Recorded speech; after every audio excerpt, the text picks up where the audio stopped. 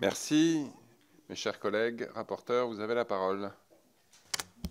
Laure viendra compléter. D'abord, merci pour, spontanément, merci pour vos questions, vos remarques, vos observations qui viennent confirmer ou conforter un certain nombre de nos orientations, de nos propositions qui peuvent être faites. Je prends dans le désordre, mais dans la dernière intervention de Madame Pinel, par exemple, la proposition faite aux collectivités de pouvoir participer au financement des infrastructures de type pylône fait partie des recommandations, en tout cas de la nécessité d'ouvrir au champ des possibles cette opportunité. Je ne vais pas m'étendre beaucoup plus loin. Certains d'entre vous ont d'ailleurs plutôt à la fois salué le travail, ce qui est plutôt courant ici, tant mieux, mais en même temps redit ce que nous avions pu dire sur le champ de la fiscalité, etc. Donc permettez que je n'en revienne pas sur ces points-là. Mais deux points avant de céder la parole à l'heure de la redire qui complétera incontestablement ce que je vais pouvoir dire. Sur la partie, Monsieur Nury, vous évoquez le sujet de la tension.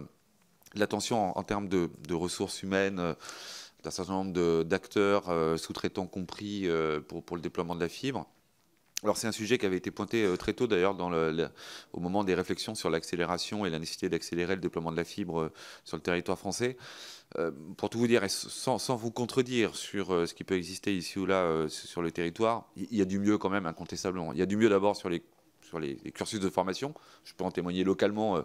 Prenons l'exemple du lycée de Dantec où on fait des formations effectivement pour celles et ceux qui se destinent à ces métiers qui sont déploiement de la fibre. Mais la formation, ça prend un peu de temps. Donc on va arriver, on va voir. Non, mais les candidats, ils sont présents. Mais on va voir arriver sur le marché de nouvelles ressources humaines issues de ces formations dans les temps qui viennent. Et pour être tout à fait honnête, c'est une question qu'on a posée et qu'on a reposée X fois auprès des opérateurs et acteurs. Et on a pu mesurer, je pense que Laure viendra compléter là aussi, que le souci n'est plus tout à fait de même nature que celui qu'on avait pu connaître il y a 18 mois, en tout cas tel qu'il était appréhendé.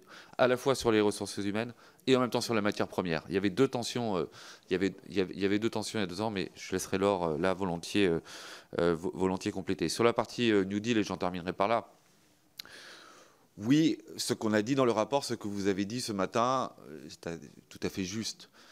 Mais rappelons de là où on vient, à la fois sur le New Deal, et de ce qu'apporte le New Deal, de ce qu'apporte la loi Elan en matière de changement des procédures, d'instruction des dossiers. Vous avez rappelé, Madame Battistel, ou d'autres collègues encore, la sollicitation du maire au travers du dossier d'information du maire, etc. Nous avons considérablement, collectivement, ici au Parlement, simplifié un certain nombre de procédures qui faisaient que la France était un des pays dans lesquels le fait de faire sortir une station radioélectrique était beaucoup plus long que dans les autres pays d'Europe. Ça a été la part du Parlement dans la loi Elan de simplification.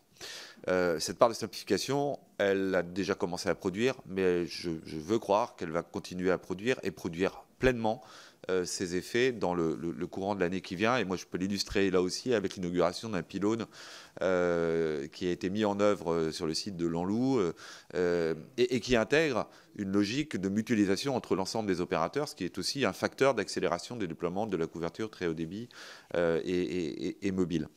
Donc, c'était pas terrible, c'est pas encore formidable, mais c'est quand même nettement mieux. Et si on prend le volume de ce qui est déployé, tant sur la fibre que sur la partie mobile, les métriques, les chiffres, les éléments qui sont rapportés sont très encourageants sur la partie mobile, incontestablement, quand on voit ce qu'il y a dans le pipe aujourd'hui, quand on voit ce qu'il y a d'engagé aujourd'hui, avec les doutes et les observations que vous avez pu faire.